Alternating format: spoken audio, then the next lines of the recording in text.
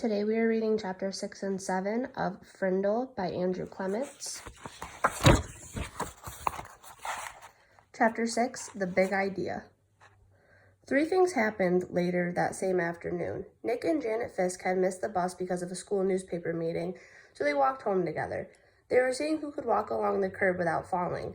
It took a lot of concentration, and when Janet stepped off into the street, Nick said, "That's 3 points for me." But Janet said, "I didn't fall. I saw something. Look." She bent down and picked up the gold ballpoint pen, the fancy kind. That was the first thing, Janet finding the pen. They got back on the curb and Nick followed Janet, putting one foot carefully in front of the other on the narrow concrete curb.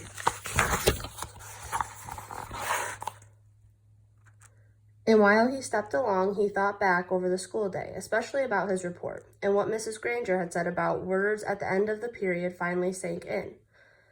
That was the second thing, understanding what Mrs. Granger had said. She had said, "Who says dog means dog?" "You do, Nicholas." "You do, Nicholas," he repeated to himself. "I do," Nick thought, still putting one foot in front of the other, following Janet. What does that mean? And then Nick remembered something. When he was about 2 years old, his mom had bought him one of those unbreakable cassette players and a bunch of sing-along tapes. He had loved them, and he played them over and over and over. He would carry the tape and the player to his mother or his big brother or his father and bang them together and say, "Guagala, guagala, guagala," until someone put the cassette in the machine and turned it on. And for 3 years, whenever he said guagala, his family knew that he wanted to hear those pretty sounds made with voices and instruments. Then, when Nick went to preschool, he learned that he wanted his teacher and the other kids to understand him. He had to use the word music. But guagala meant that nice sound to Nick, because Nick said so. Who says guagala means music? You do, Nicholas. "No fair," yelled Janet. They were at the corner of their own street, and Nick had bumped into her, completely absorbed in his thoughts. Janet stumbled off the curb, and the gold pen in her hand clattered into the street. "Sorry, I didn't mean to, honest," said Nick. "I wasn't watching. Here." He stooped over and picked up the pen and held it out to her. "Here's your..." And that's when the third thing happened.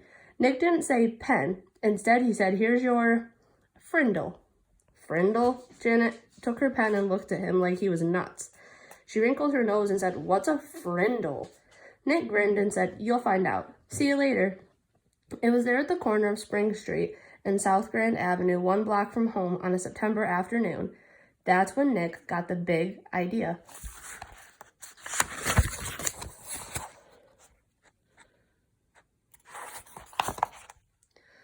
And by the time he had run down the street and up the steps and through the door and upstairs to his room, it wasn't just a big idea. It was a plan.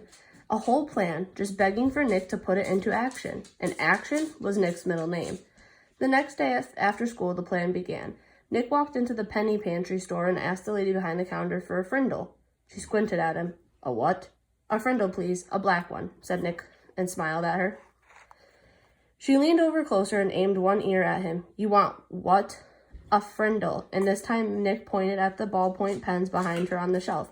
"A black one, please." The lady handed Nick the pen. He handed her the 49 cents, said thank you, and left the store. 6 days later, Janet stood at the counter of the penny pantry. Same store, same lady. John had come in the day before, and Pete the day before that, and Chris the day before that, and Dave the day before that. Janet was the 5th kid that Nick had sent there to ask that woman for a Frindle. And when she asked, the lady reached right for the pens and said blue or black. Nick was standing 1 aisle away at the candy racks, and he was grinning. Frindle was a real word. It meant pen. Who says Frindle means pen? You do, Nicholas. Half an hour later, a group of serious 5th graders had a meeting in Nick's playroom. It was John, Pete, Dave, Chris, and Janet. Add Nick, and that's 6 kids. 6 secret agents. They held up their right hands and read the oath Nick had written out.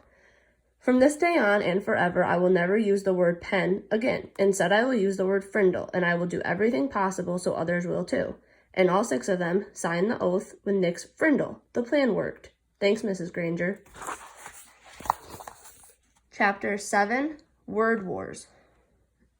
School was the perfect place to launch a new word, and since this was a major historical event, Nick wanted it to begin in exactly the right class, 7th period, language arts.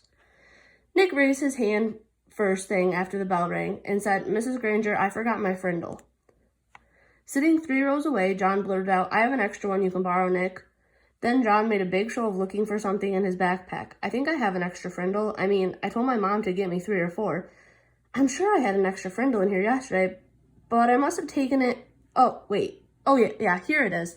And then John made a big show of throwing it over to Nick, and Nick missed it on purpose.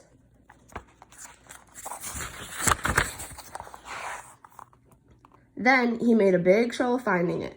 Mrs. Granger and every kid in the class got the message loud and clear. The black plastic thing that Nick borrowed from John had a funny name, a different name, a new name. Frindle. There was a lot of giggling, but Mrs. Granger turned up the power in her eyes and swept the room into silence, and the rest of the class went by according to plan, her plan. As everyone was leaving for class, Mrs. Granger said, "Nicholas, I'd like to have a word with you," and she emphasized the word word. Nick's mouth felt dry and he gulped, but his mind stayed clear. He walked up to her desk. "Yes, Mrs. Granger?" "It's a funny idea, Nicholas, but I will not have my class disrupted again. Is that clear?" Her eyes were lit up, but it was mostly light, not much heat. "Idea? What idea?" asked Nick, and he tried to make his eyes as blank as possible. "You know what I mean, Nicholas. I am talking about the performance that you and John gave at the start of class. I am talking about this." And she held up her pen, an old maroon fountain pen with a blue cap. "But I really didn't have a Frindle with me," said Nick, amazed at his own bravery. And hiding behind his glasses, Nick kept his eyes wide and blank. Mrs. Granger's eyes flashed and then narrowed, and her lips formed a thin, hard line. She was quiet for a few seconds, and then she said, "I see. Very well. Then I guess we have nothing more to discuss today, Nicholas. You may go." "Thanks, Mrs. Granger," said Nick, and he grabbed his backpack and headed for the door. And when he was just stepping into the hallway, he said, "And I promise I won't ever forget my Frindle again. Bye."